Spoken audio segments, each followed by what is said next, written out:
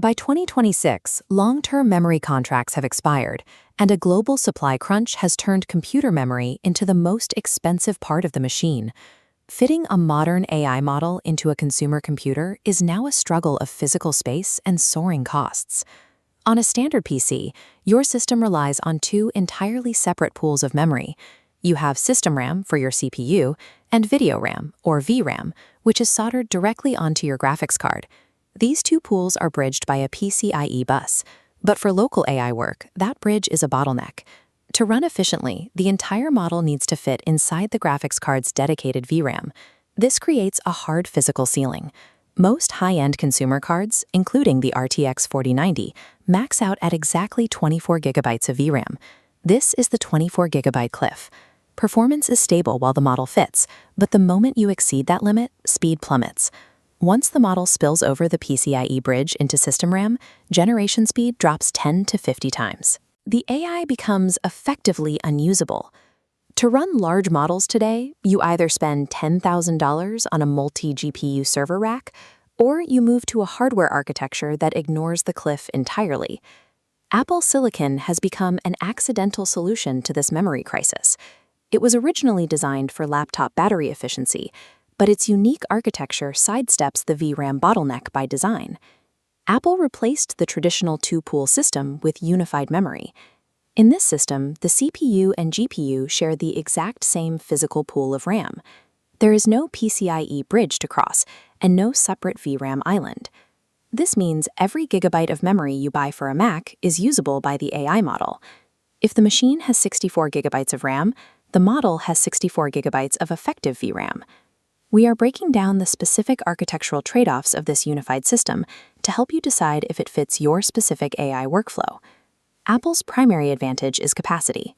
It is the only consumer-level way to get 100 gigabytes or more of effective VRAM without building a specialized GPU cluster. A Mac Studio with 128 gigabytes of memory can run a massive 70 billion parameter model that would normally require 3 or 4 high-end NVIDIA cards just to load. But capacity isn't the only metric that matters. AI inference speed is bound by memory bandwidth, and that is where the Mac faces its biggest hurdle. This quadrant chart illustrates the fundamental split between these two hardware philosophies. An NVIDIA RTX 4090 sits in the bottom right, extremely high speed but limited capacity. An M5 Max sits in the top left, massive capacity but significantly lower speed.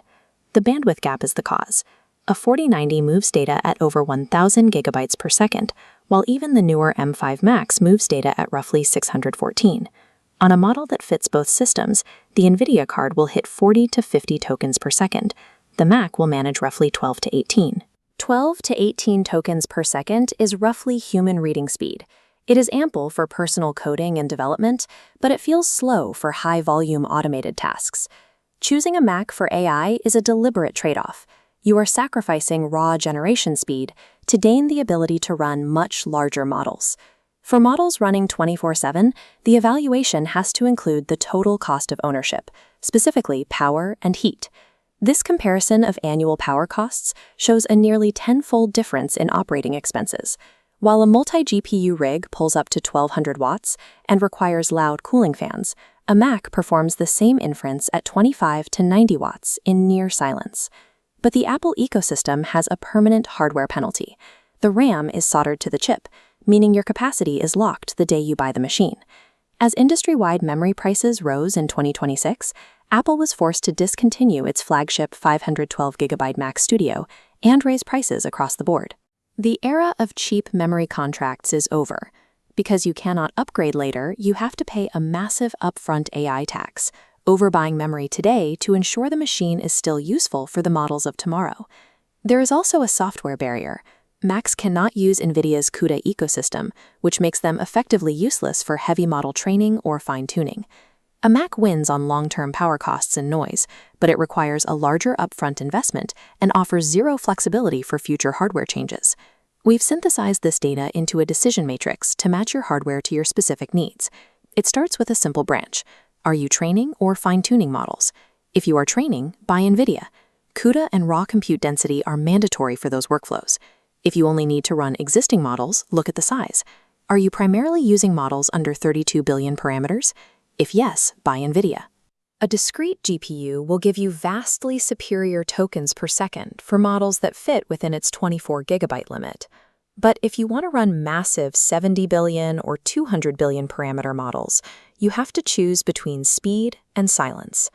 If you need 40 tokens per second or higher, build a multi-GPU PC. If reading speed is sufficient for your work, buy Apple Silicon.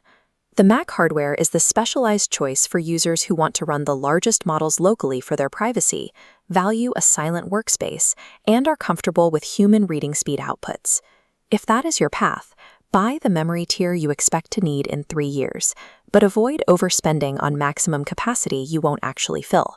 Unified memory is a specialized tool for navigating the 2026 memory squeeze. But hardware is only one part of the cost. The next question is whether you should build your own rig, rent someone else's, or compress your models through quantization.